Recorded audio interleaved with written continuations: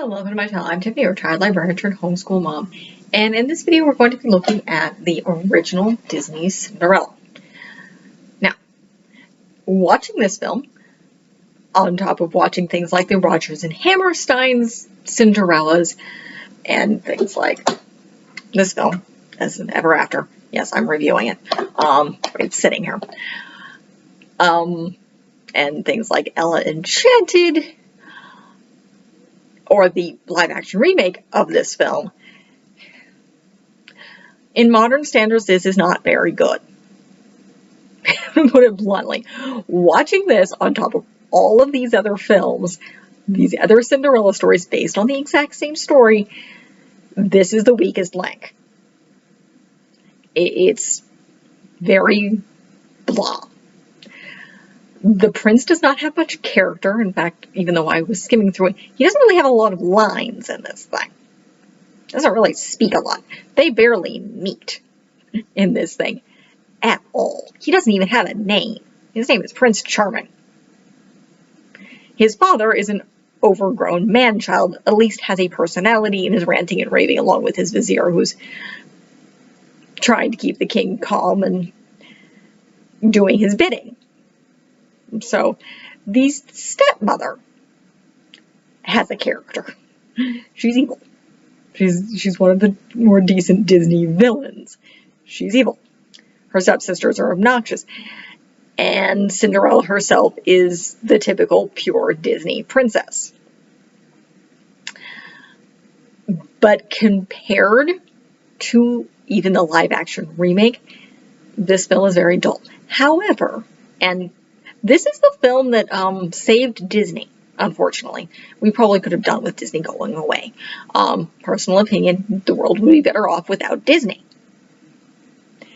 But, considering they're a giant monster of a corporation that's trying to take over the world right now, and seriously needs to be broken up by monopoly laws, because they bought everything.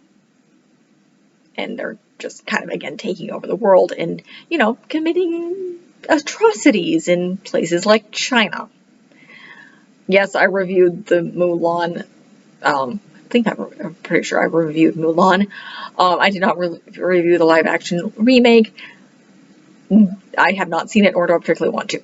Moving on to this. This, again, saved Disney's butt. This came out in the 1950s, I believe. Roll up to my Wikipedia page here. Yeah, this came out in literally 1950.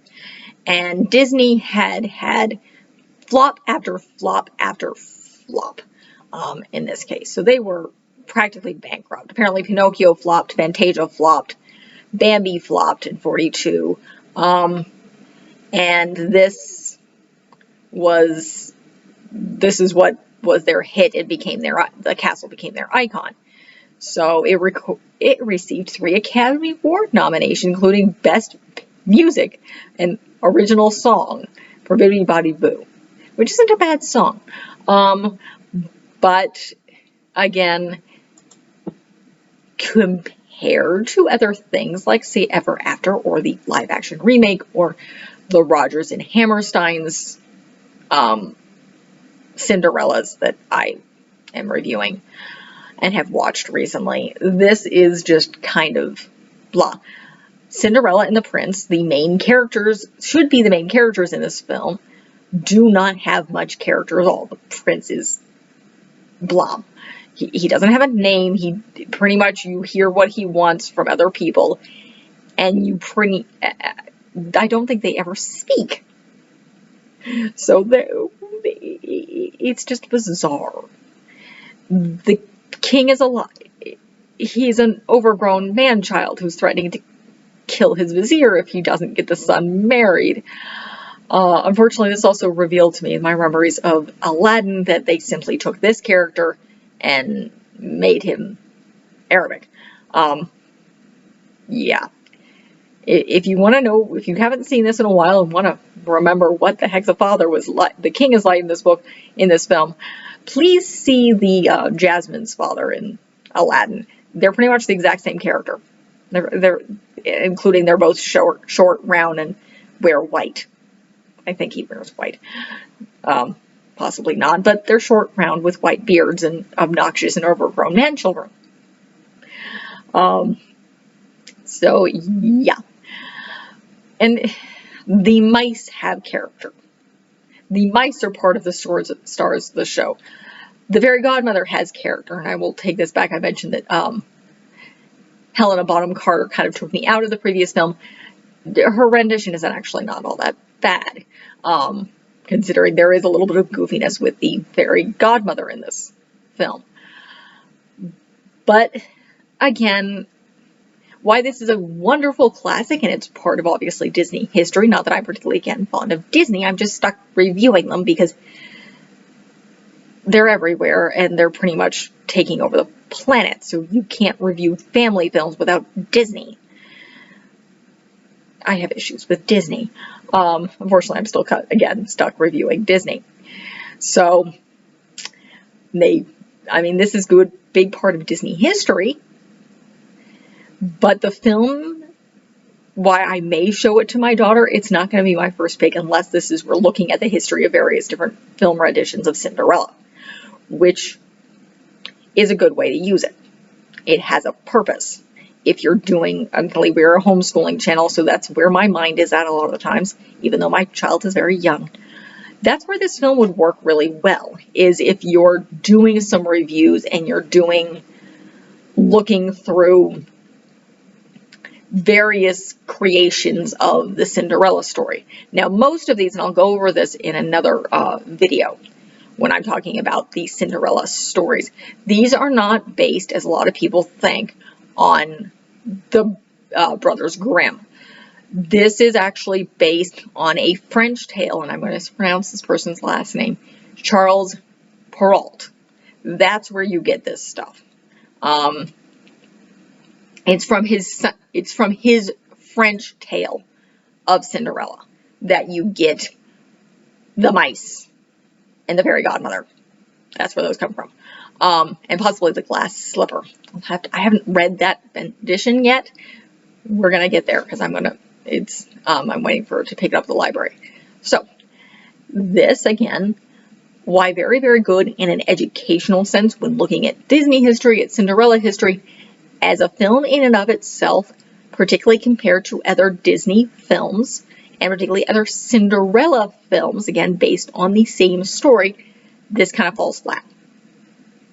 And no, it's not the time. Again, Rodgers and Hammerstein's Cinderella was better, had better music, and it wasn't too much younger than, or too much older than this, or younger.